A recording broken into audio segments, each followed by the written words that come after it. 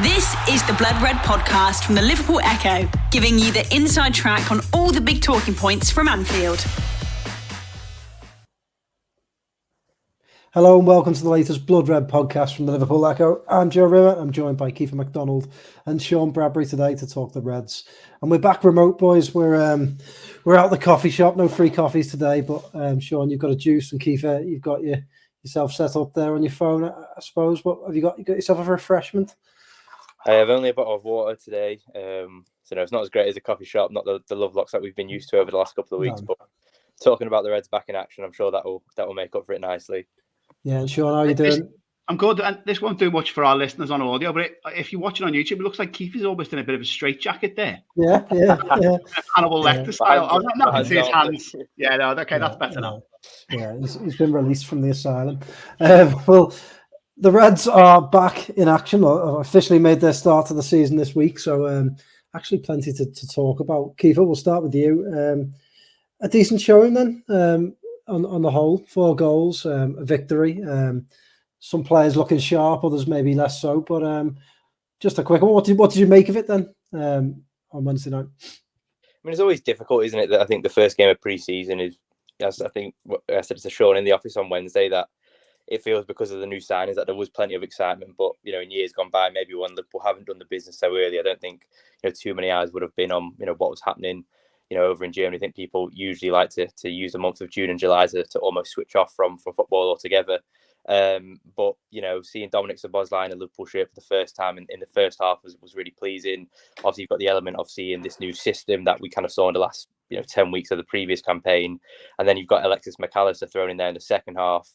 And then obviously all the youngsters who come through. So there was plenty to take, and to kind of assess it, I kind of looked back earlier today of like last pre-season and how that kind of went. And obviously the first game was out in Singapore, wasn't it, against Manchester United. They lost 4-0 in whatever trophy that was over there. And obviously at the time, no one took much into that. Nobody was kind of predicting that Liverpool would have had as tough as a campaign as they did have. But I think when you look at it, the thing that always stuck with me was that Núñez miss at the end, and kind of how that got, blown up massively, and the way Haaland then went on to do so well for City, and people were kind of using that Community Shield game to almost tee them up against each other. But I feel like now you look at it, there was so much to take from Wednesday. All the lads, the forwards got their goals. Núñez is, I'm not exactly sure what he was doing for the first goal, to be quite honest with you. I mean, that probably just summed up Darwin Núñez' first 12 months in a Liverpool shirt. But, he gets his first goal as Liverpool's new number 9, which is, yes, it's an unofficial goal. Won't be one that, we look back at the end of the season with much, fondness. But the fact that he's kind of already got that off his back, and, the same goes for Gakpo kind of continuing his strong second half the strong 2023 that he's had since moving to Liverpool. That was really pleasing. And then you've got Jota, who gets an assist, doesn't he, for Gakpo's goal, and then gets 2 brilliant goals towards the end. And I think then you throw Trent into there in his new midfield role. Okay, it might be slightly different to what we saw him, slightly deeper role, isn't it, to what we saw him at the back end of last season. But just in terms of like ticking things off, it was just almost perfect. Even if they had lost 3-2 or drawn 3-3, I would still be sitting here not with like bags of optimism, but just saying, you can only beat what's put in front of you, and you can only kind of tick off on the list what's in front of you. We're still none the wiser of how Liverpool will line up at Chelsea, in 3 weeks' time. But we can kind of see the progression and kind of, this breath of fresh air that is surrounding Liverpool. I suppose the only caveat to that really is what's going on with Jordan Henderson and that kind of noise around there, and with Fabinho as well, that shock departure. I mean, if you were to look at that game in isolation on Wednesday and just ignore the outside noise, either side of the game, it was perfect on paper. So, if they can build on that now, and one way or another, these lads kind of decide what they're doing with their futures, it gives Liverpool, I think, a really, it'll be a challenging couple of weeks, to get players through the door. But it's promising. So, as I said, as much as you can take from Wednesday night, I was pretty pleased with it. Well, Sean, there's one area of the team that looks pretty set going into the start of the season. Maybe not in terms of who lines up in the front three, but certainly in terms of players looking sharp, looking dangerous, looking probably Liverpool's strongest area of the pitch. What did you make of the front three on Wednesday night? Núñez obviously getting that. I just thought it was a brilliant goal. I can't believe for the life of me that he passed it when he did, but still managed to find a tap in. Salah just looked sharp, was involved. Gakpo looks so clever, doesn't he? He looks like Firmino's heir apparent. And then Jota getting a couple of goals. Maybe Luis Diaz probably the one that struggled a little bit, but Ben Doak also impressed, and Diaz is still coming back from a long-term injury. So what did you make of them? And just as an aside to that, what would be your suspicion as the front three going into the Chelsea game on the first day of the season? Oof, well, I'll come to that one. That's a tough one. I'll have to get the cogs wearing to think of that one. But yeah, no, in terms of this game, it's always nice to just see all the forwards involved. And like you say, maybe Diaz would have liked a little bit more time, and that'll come. There's plenty more pre-season games to come. I'm sure he'll get his moments to shine. But yeah, with Núñez getting a goal and Gakpo, I thought Gakpo would be the one who particularly impressed me, if I'm honest, just his general play. I thought there was a sense last season after a start where, it looked like he was taking a little bit of time to get going and get his feet under the table. Like, I think there's a player there we've all seen, and he essentially kept Núñez out the team at the back end of last season, didn't he? Albeit there were a couple of little injury niggles for Núñez. I think there's a player there who could be Firmino plus. Just the fact that, he looks now so competent and so natural as a kind of false nine, in the centre, which he'd done a little bit of, but not a lot of before he arrived. The fact that he can be there and operate in those spaces and then drift out wide. I didn't think I'd be saying this. We just had the emotional send-off for Firmino, but I think that succession plan is one thing that could potentially define, this next era of Klopp if they get it right, and it just looks like they will. He's just a class act on the ball, isn't he? He's there's a little 2-minute compilation doing of him after the game, and just the way he receives it, creates space between the lines, and the spin for the goal and the finish itself, I just thought was fantastic. And then, yeah, Jota, as you mentioned, just great to see him doing what he did. Me and Keifer, as Keifer said before, were in the office and we were waxing lyrical about him, and I think we both agreed he's Liverpool's most natural finisher.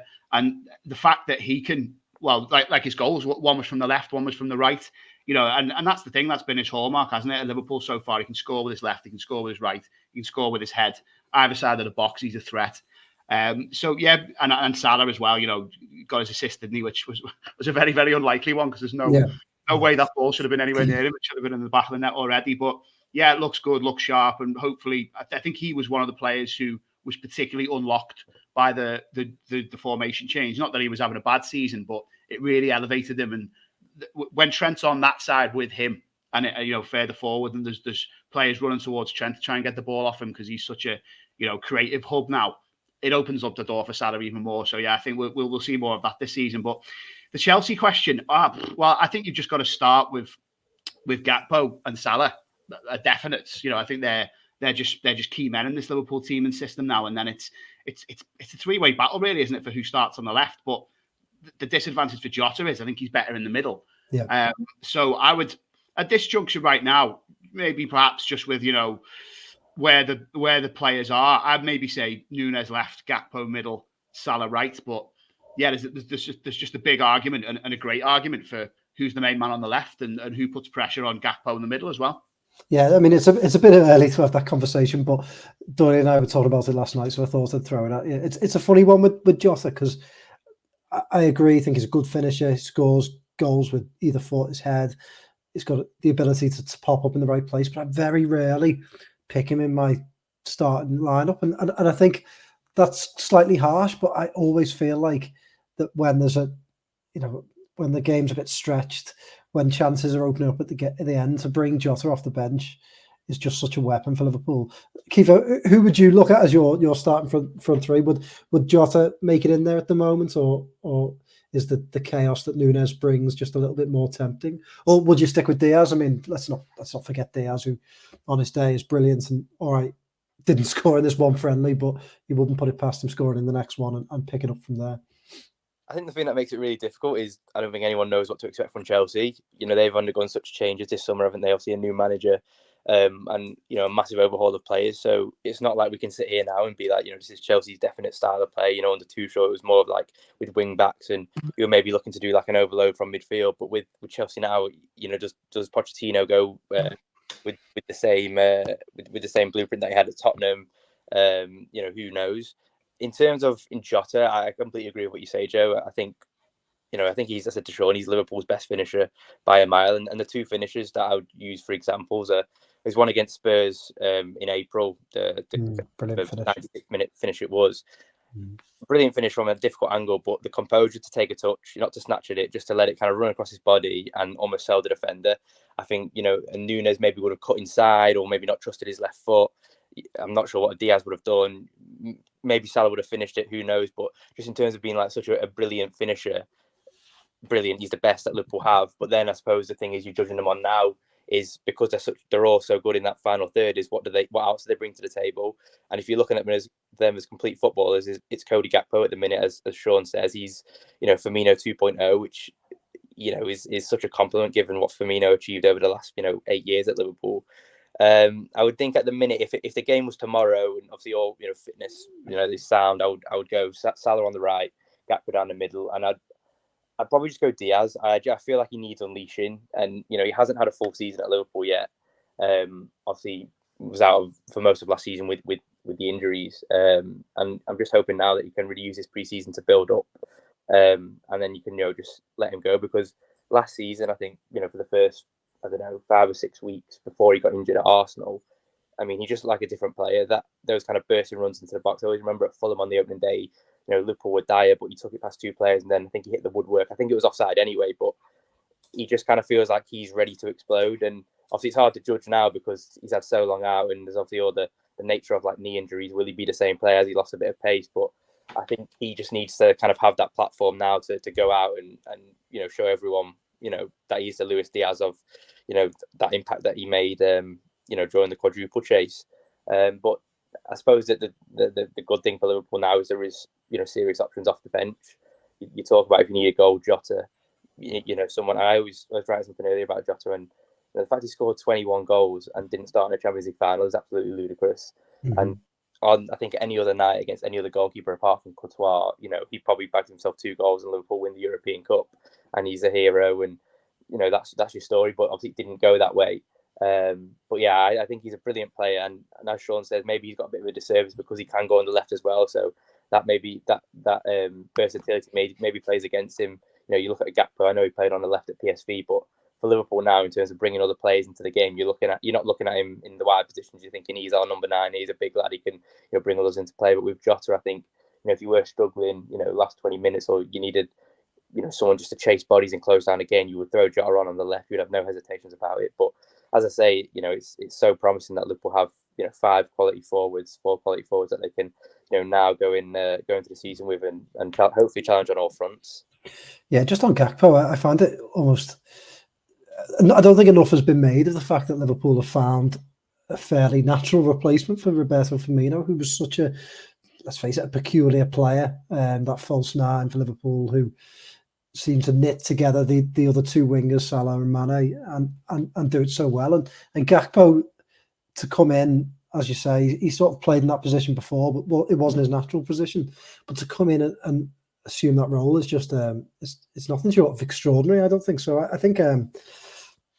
I think Liverpool have done really, really well in the transfer market there.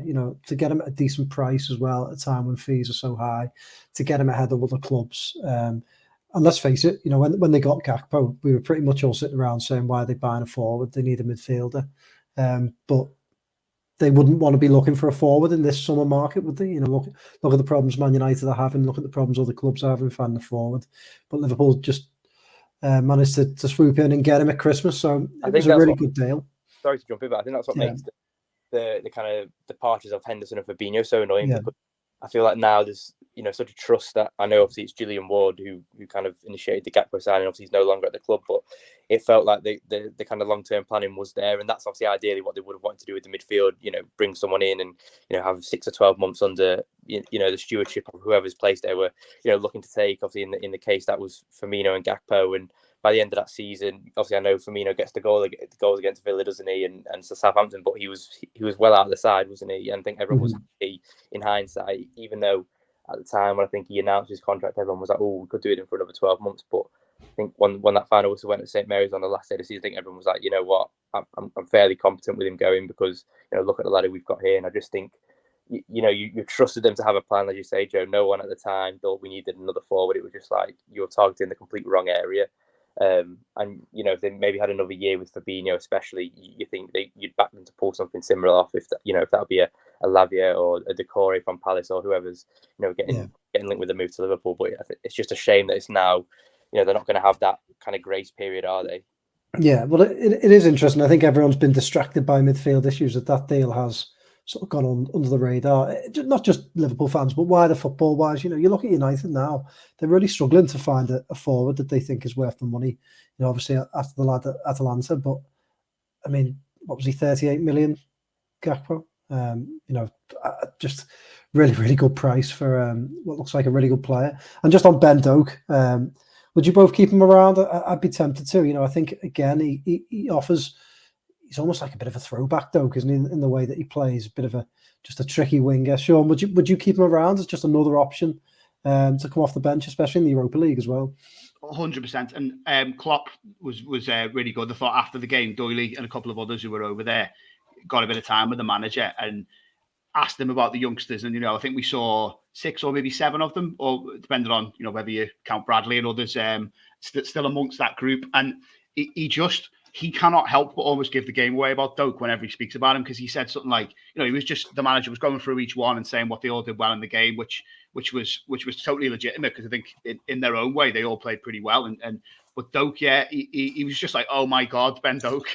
He just he can't help but be enthused about this player, and he's like that. I think whatever level Ben Doak eventually ends up at, he will be an edge of the seat player, won't he? That's just he exudes that. He's so direct with his running. And this season, and I've said this already about Szoboszlai, I think there could be a point in January when Salah goes to AFCON where maybe he pops in on the right. But you know what?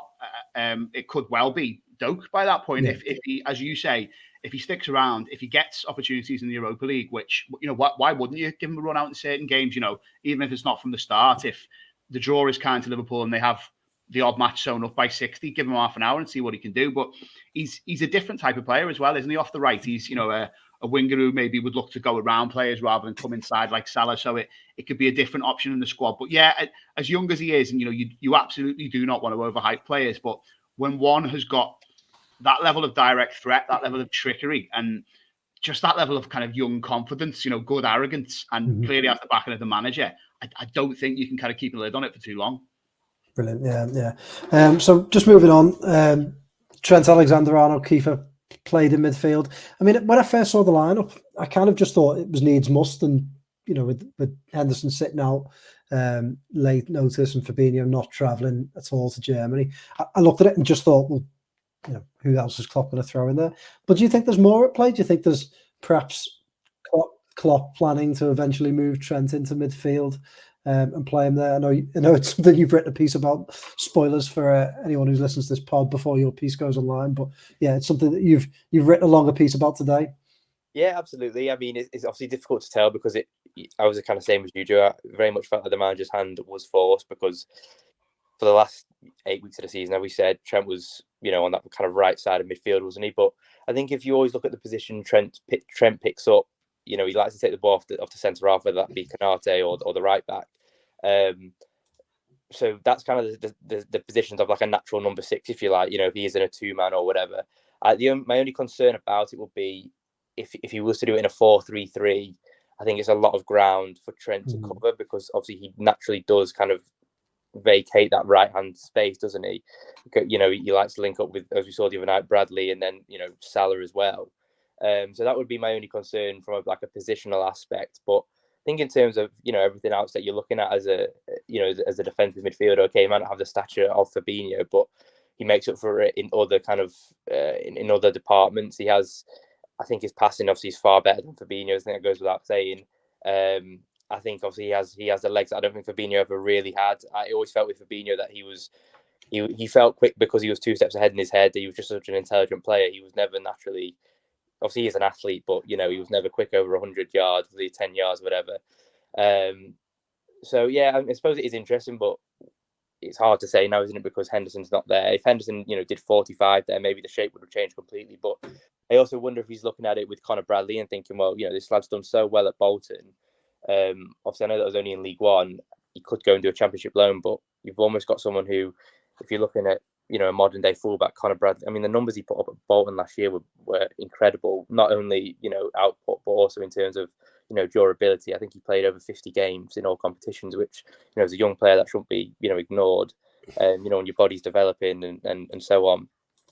So I wonder if he's looked at that and thought, he likes to look at Conor Bradley, what he's doing.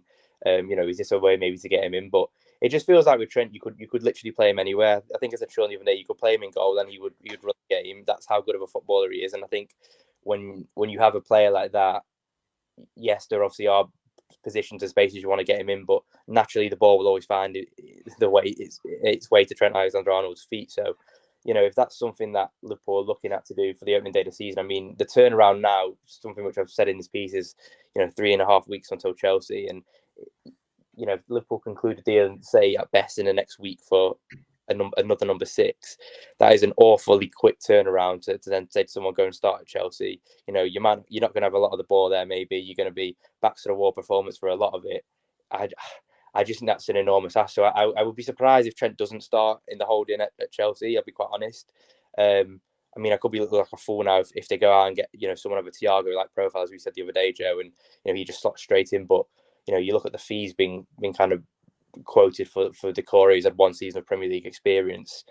I mean, to find someone who ticks all those boxes would be cost Liverpool an absolute huge sum.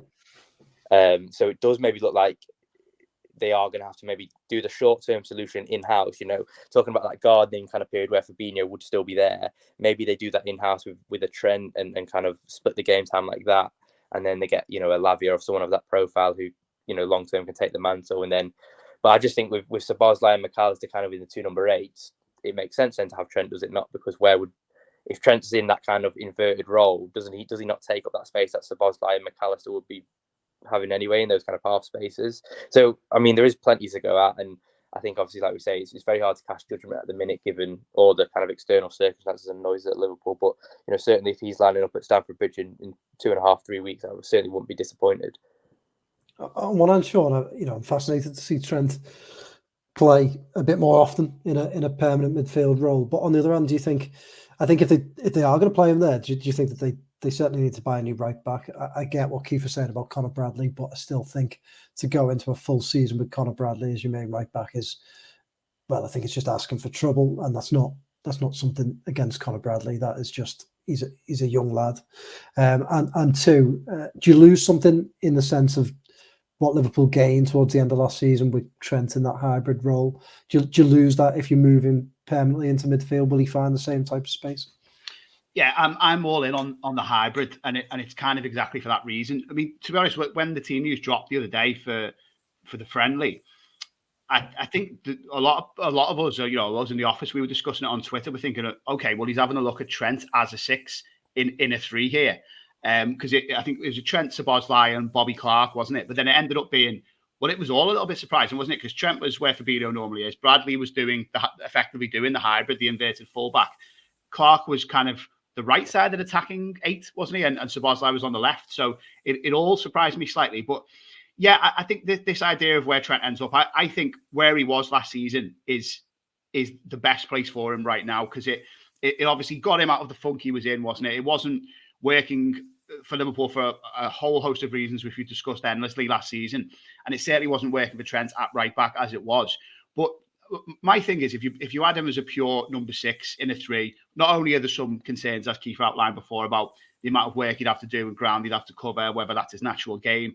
I just think you lose out a little bit on the best of Trent that we have seen when he runs games from right back and basically dominates that channel, along with, at Liverpool's pomp, it was him and Salah lighting it up and Henderson or someone doing the dirty work for them, wasn't it? And it worked so well. And we all know what his right foot can do and the whip he can get on the ball. And my thing would be if he's deeper, it's almost you're keeping him on a leash. Don't get me wrong, he could control games if he was the furthest man back, but I think you'd lose a little bit of the essence of the best Trent that we've seen. I've got a mate who has got this beautiful vision of him as a Pirlo, basically as a the deepest man in a diamond with 2 industrious 8s and a kind of technical 10 ahead of him.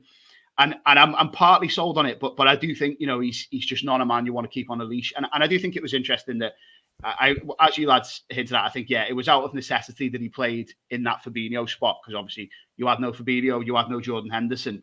Bajcetic still feeling his way back into things, isn't he? But I think they were probably having a look at Bradley for almost like the deputy inverted fullback role, because I think the one concern, well, there's lots of concerns now, isn't there? Especially given what's happened with the lads who are seemingly off to Saudi Arabia. But the one concern for me, if you wind the clock back 2 or 3 weeks ago, which seems like a lifetime ago, was what happens in this new system when Trent is unavailable or needs to be rested. And if Bradley can possibly, occupy that role for a handful of games a season and do a bit in the Europa as well, like we were saying earlier about other youngsters, I think it could be useful. But I think that was. I could well be wrong. Maybe he's thinking of Trent as a lone six or on that left-sided role, and maybe that could be the case for Chelsea, depending on who comes in. But I think the majority of the time we'll see him will be where he ended last season and where he looks so good. In this beautiful vision of your friends, does Trent grow a very handsome beard and grow his hair out a little bit as well? Yeah, I think so. Yeah, sipping up espressos. It's a really nice vision. I'd like to hear more from your friend. We'll have to get him on the pod or here. You know what? He'd love it. Yeah, would he love it? The invite. Give him a shout out. No, not giving him a shout out. No, Phil. Phil. Yeah, I thought we'll give Phil a shout out there. Get on the pod, Phil. I mean, other players to impress. Alexis McAllister, Keifer, got a little assist for Jota's second goal. Szoboszlai also played. He started in the first half. I suppose unfair to say not as impressive, but maybe slightly tired. He did tell Doyley and a couple of others after the game that he's never had 3 training sessions in one day and has been putting the hard yards in training. But Alexis McAllister certainly looked like he was able to link up with the front three. Yeah, absolutely. It was really promising. As I said, there's only, it is worth noting they are the second division side in the Bundesliga too, aren't they? So, it's not the levels that they're going to be coming up against on a weekly basis. But as I say, you can only beat what's in front of you. And I mean, Chelsea beat Wrexham the other night, which they're the 5th tier of English football. So, that kind of goes to show that, it's just all about getting minutes in the legs, isn't it? And getting people used to kind of patterns of play. And Jota was obviously quite glowing in his kind of assessment of McAllister after the game, wasn't he? And, potentially just said, like, these players, they're so tricky, they're so talented, they'll always find you wherever you are. And we saw that for the last goal, a lovely little through ball, and Jota finished as coolly. So, as you say, Szoboszlai maybe didn't catch the headlines as much, but I think, if there's prior to the last kind of 2 weeks with the whole Saudi Arabia talk, I think if there was one you were going to kind of start at Stamford Bridge, it always felt like it was going to be McAllister. I mean, my vision was always going to be McAllister, Henderson and Fabinho, and, Trent doing that kind of inverted role, as we said. But obviously that kind of the game has changed now with the 2 lads potentially leaving. So, but I feel like Szoboszlai will be a big step up. Obviously he played in Austria, and he played in the Bundesliga, which, are fine leagues, but it's not the Premier League and not the intensity. And not to sound like a snobble there or anything, because I still think from McAllister it will be a huge step up from, even just the amount of time you have on the ball at a Brighton compared to a Liverpool. I mean, yes, I know he's won the World Cup with Argentina, but he's a massive step up. But you'd imagine that kind of intensity and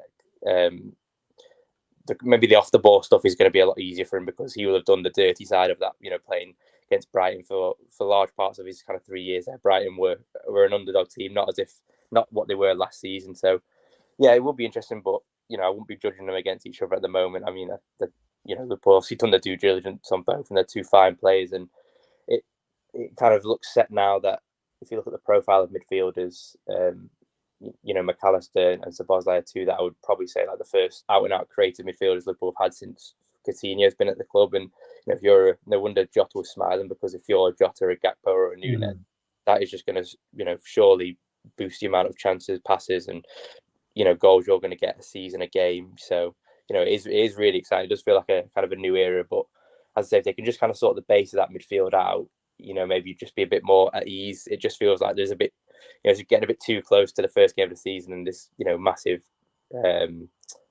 this kind of massive question mark is hanging over. But I think once that's in play, you can start to maybe look and think, right, we've got this lad here, and then we've got McAllister and Szoboszlai, you 2 ways. I think then that's when the full picture will start to look a bit more rosy.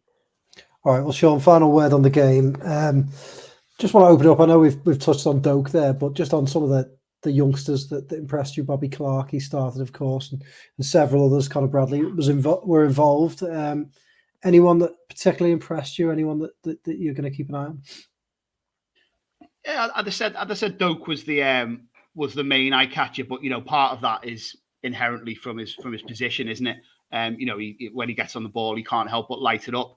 Yeah, I thought Clark did well first half as well, and like I said before, that was almost in a position that looked a little bit surprising to me. I thought he'd be on the left, but he looked quite strong. He looked like, again, you can't make a firm judgment based on Didn't this. Klopp say didn't Klopp say he'd shot up or something like that? I'm pretty sure I read quotes from Klopp saying he'd shot up in pre-season.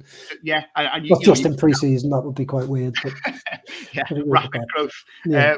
But yeah, though, I thought he was good. But to be honest, all of the guys who came on, I thought McConnell looked all right, Scanlon as well, and again, whether this is, I don't think this is purposeful testing from the manager in terms of throwing them into different positions, but because of the things that we've said about midfield chopping and changing, and after a successful first installment of the summer rebuild, like having to basically rebuild again potentially, lads are getting thrown into positions that they don't normally play for in the 18s or the 21s. But just as a group, I thought they did really well, and that's why I thought Klopp's effusive praise of them.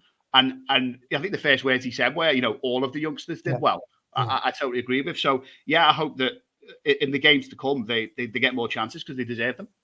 Yeah, well, there's always a youngster, I think, that sort of almost announces themselves in pre-season. Certainly under Klopp, I remember several. I always remember Nat Phillips doing that, and several others just sort of coming out and really showing Klopp what they're made of in pre-season. So it'll be interesting. Bobby Clark, obviously, starting in that first game was good, and Conor Bradley as well. So we'll see what happens. Moving on, Keifer, again, there isn't a great deal new to say, but Jordan Henderson obviously pulling out the squad, or certainly not being involved in the squad before the game. That transfer seems to be edging closer now, doesn't it? You'd be surprised, wouldn't you, Keifer, if he doesn't end up making a move to Saudi Arabia? Yeah, I think it's gone past the point now where I think Wednesday night, obviously, firstly not being included in the squad was a massive red flag, if you want, and then obviously yesterday he went home, didn't he, back to Merseyside to kind of mull over this, the proposal on offer from El Ettifaq. So yeah, I think now for probably all parties, even though it's not the way anyone would have wanted it to end, I feel like it probably has to happen, because I don't see how Jordan Henderson comes back from this. Let alone as the captain of Liverpool Football Club, almost turning your back on this rebuild after kind of speaking and putting all those videos out on social media, ready for the fight kind of thing. I just think, I said to Sean the other day, if it didn't go through, he'd surely have to sit down and do a TV interview, or certainly an interview with external media to almost to kind of lay out his position and paint the picture that he got from it, because he could have. Obviously, we know that the move is obviously close now, but if it doesn't fall through, it very much seems like it's going to be something on the El Ettifaq side with finances or whatever.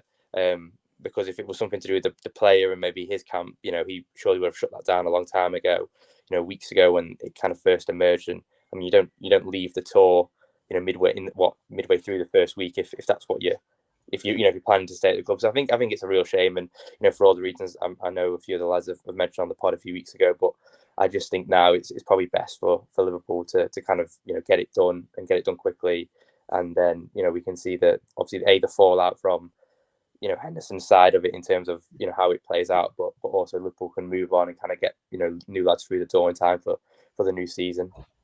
Yeah, Sean. We've spoken about it on the podcast in the last couple of weeks, and we've given our quite blunt views on it, I suppose. And now just want to wait and see what he's got to say for himself and explain why he fancies, or he did fancy us. A little part of me still thinks he might end up staying in some sort of strange U-turn, but I think we'd need an explanation, wouldn't we, as to why he does or doesn't take this move. I don't know whether you've had a chance to give any of your thoughts on it. I thought I'd give you the opportunity. Obviously, I understand if you'd rather wait or rather not. But yeah, where do you stand? No, I think it's almost helpful already to have the conversations, and I know in some ways, like you say, is it harsh to judge him on a decision that hasn't already been been made. But I think it's all out there now, isn't it? And a U-turn would be unexpected. Even though I wonder whether the player and his camp are having a look at some of the reactions, thinking, well, is this worth it? But the fact that the overtures have been considered and progressed to this point where Liverpool have accepted a bid, I can't see it. I can't see it turning around now. What my main view on it is, I think if you remove this situation from football, and if you just consider anyone who said the things that he has said so articulately, so eloquently about standing shoulder to shoulder with the LGBT plus community, you cannot then go to work and live in Saudi Arabia. I don't think, and not as it is now, and not the way that people are treated over there. Fans or friends or family of his, anyone who was openly gay couldn't go and see him play football over there and be open about it themselves, could they? Because it is deemed illegal over there. So my take on it is, those things are absolute non-negotiable rights. Anyone who wants to live their life that way, they should be absolutely entitled to. It's not. I don't see that as and somewhere that clamps down on that. I don't think that's a political expression that is fair. And somewhere that just does it differently. I don't think you can make that argument. I suppose Henderson might think at this point he's become the lightning rod of criticism for all this. And there are other players who've gone there. There's other players connected to Liverpool who've gone there, and to some extent, I think a spotlight should go on them as well. Gerrard, Fowler, obviously Firmino had his fanfare and his farewell, and then he's gone over there. Mane is linked, isn't he, with a move? Yeah. But I just think Henderson, he seemed so different. He acted differently. He spoke differently. He offered support to that community and to a lot of people that elevated him as a captain, as a person. And it's not often, is it, that a footballer, I was going to say an athlete, but I think, in some other sports you do get it. They're a bit more kind of open and accommodating and welcoming to different communities, perhaps. But it's not often you get a top flight Premier League footballer who will come out and say the things he said. He was seen as an ally for good reason. There's not many. I can't really think of many more. Connor Cody would be another one who I think has done good work in that regard. So I do think it needs to be talked about, and he does need to be criticised and be prepared to be criticised even more if the move goes through.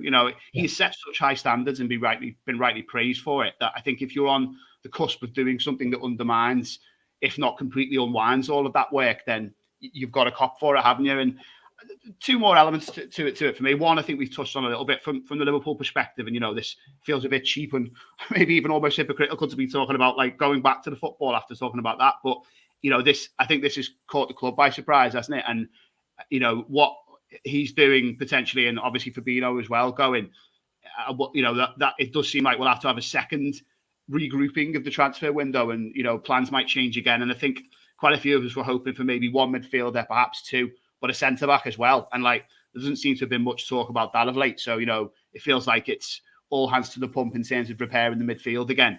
And yeah, my only other thing that I've just kind of been mulling over on Henderson is this. It would just be a shame, wouldn't it, if this is the way that a Liverpool captain left the club?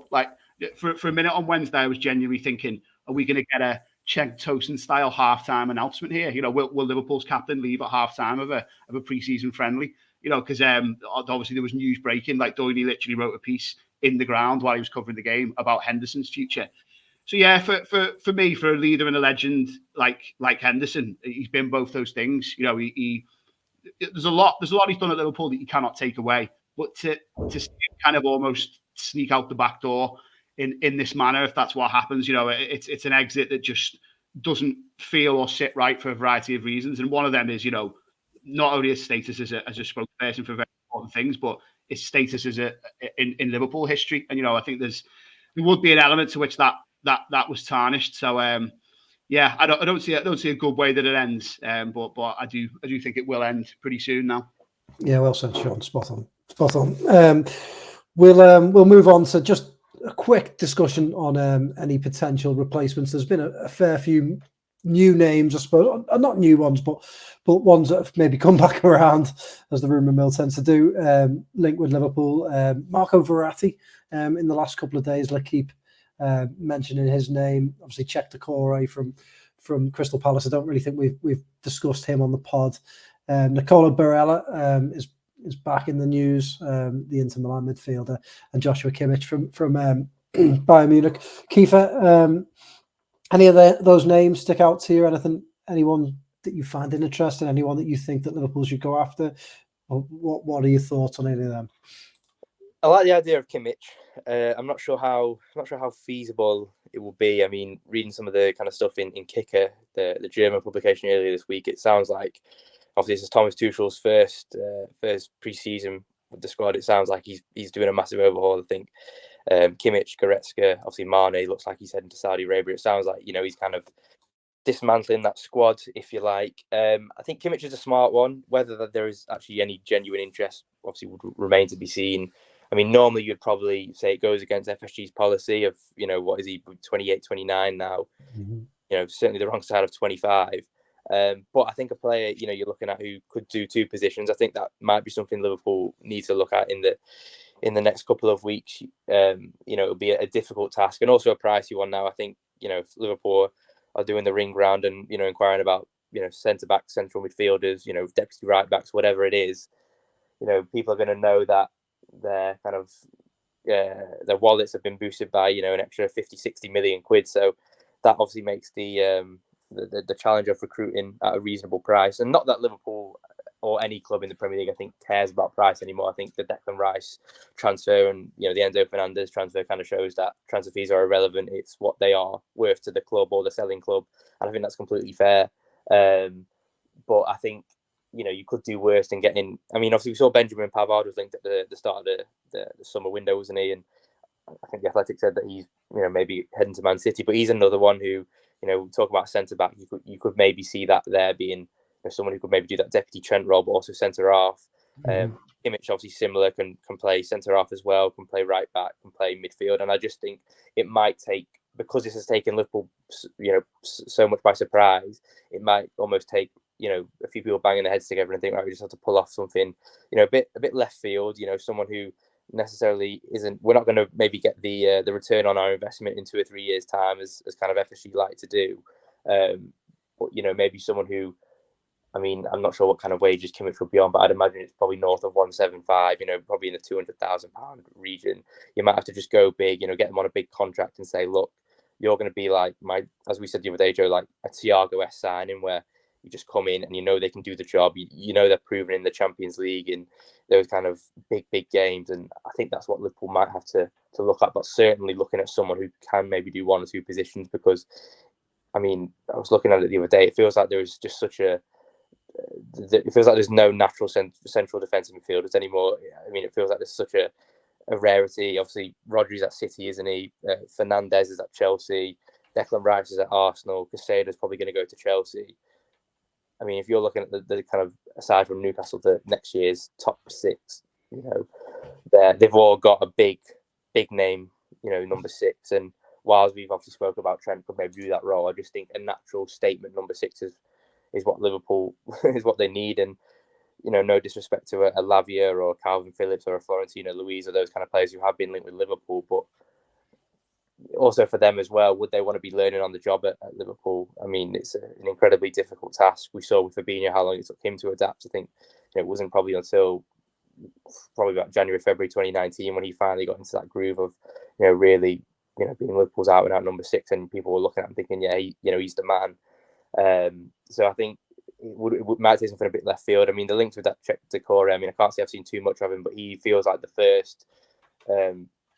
I mean, obviously Calvin Phillips aside, given his kind of injury record of last season, but he feels like the first naturally, Premier League proven midfielder that has been linked with Liverpool this summer. And obviously he's big bucks, but I mean, part of that will be kind of Palace's side. The Crystal Palace putting out, he's stopped for sale for 70, 80 million in the hope that they might get 50 million back for a player they paid 20 million for last year. But I think if you are looking at that, kind of price, I just don't see why you wouldn't go for a Casado, or maybe just push the boat out and go into that kind of next bracket of number 6s. But I mean, the problem even with Casado, I mean, I'm talking myself out of him here now already, is that the sample size is so small. I mean, he's only been in the Prem for 2 years. I think he's played 50, 60 Premier League games, which it's a decent amount, but I mean, how many players have burst onto the scene within a year and 18 months and they're not that same player? I mean, I always think of Danny Drinkwater, and it's obviously completely different, but how good he was at Leicester, and he went to Chelsea and got 30 million. He was in the England squad at the time, and he couldn't get a kick on the Conte, and I think his contract only expired actually last summer, or this summer in fact, and he was on 150,000 a week for 6 years, and they couldn't loan him out. Well, certainly a club couldn't take his wages, and I just think, Liverpool don't don't tend to operate like that, but they might have to. They might just have to go out and kind of weigh it up and just think, right, we've got to take a hit. But I think if you are taking a hit, I would much rather take it on a Kimmich or someone who's maybe been there and done that, and maybe got the medals to kind of show for it. Because you think when Thiago came in, the kind of fanfare around him, I always say he was the biggest signing Liverpool made in my lifetime, and purely just because of where he was at. He just won the Champions League. He was so good for Bayern Munich. I think they won 7 or 8 Bundesligas in a row.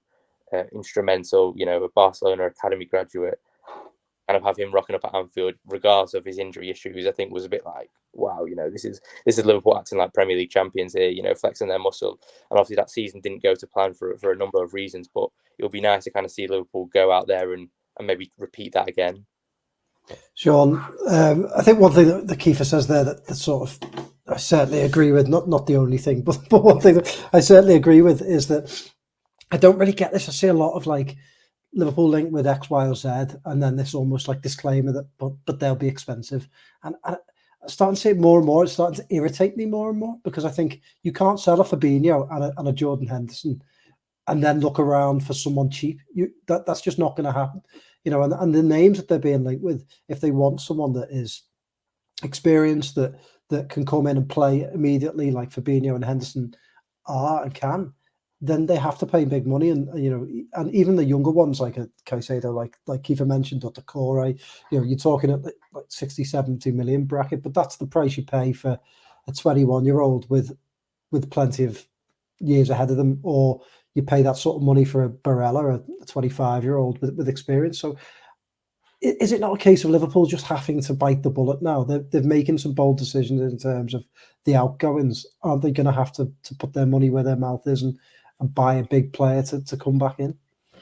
Yeah, I think so. I think that's the position they've been put in by just how this window's panned out. As we've said, I think this second element of the midfield rebuild was, at least in terms of Fabinho and Henderson, I would say at least one player beyond what Liverpool thought they'd be dealing with. I think if one of we've been debating this for a while, haven't we? Fabinho, Henderson, and Thiago. If one of those was to go this summer, it probably wouldn't be the worst thing, and then to get replaced. But now that it looks like 2 of them are going, I think, and the fact that they're going to Saudi Arabia and the figures are already kind of widely known, and the outgoings are happening before the incomings in this respect, in the kind of defensive rung of Liverpool's midfield, all of that puts a bit of a premium on teams who might sell to Liverpool, because they've seen Liverpool's situation and desperation grow and play out in front of them, if you like.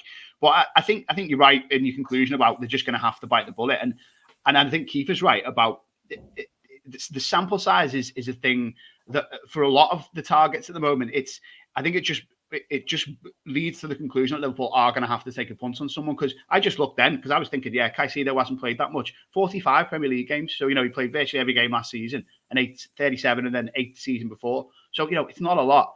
And it's the same for Decore. Okay, Palace player of the season. All the fans rave about him, say he's really good.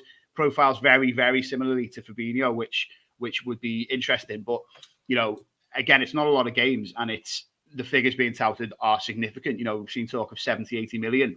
Even Lavia, albeit he's one of the ones where, there's this idea of bringing in someone who's younger as a long-term project and someone who's ready to go now. He would be the younger one, but it's not a lot of Premier League games either. I think he's only played something like 29 in the season he just had in the top flight. So I think they're going to have to roll the dice a little bit. I agree with Keifer on Kimmich. I think the idea of him, if he was doable and available, is a really interesting one for the versatility points, being able to play at right back, to do the hybrid, to play more of an orthodox midfield role if Liverpool do go that way at points this season, but also just from a leadership point of view, he is somewhere. One of you guys said he's been there and he's done that, and he's done that nationally for his club.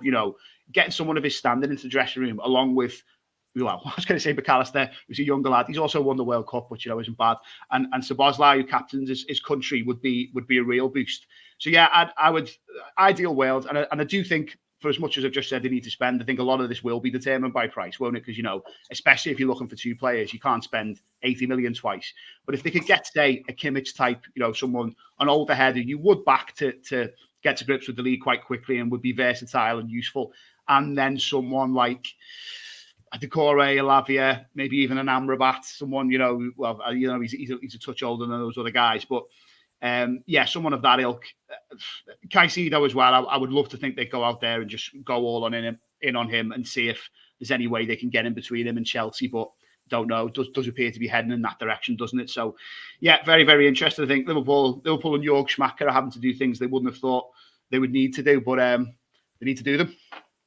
Right, nice one, Sean. We'll leave it there. We'll be back, I think, on Tuesday because Liverpool play on Monday. It's behind closed doors. We'll be covering that game against. I think I'm going to butcher another foreign name here, but Greuther Fürth.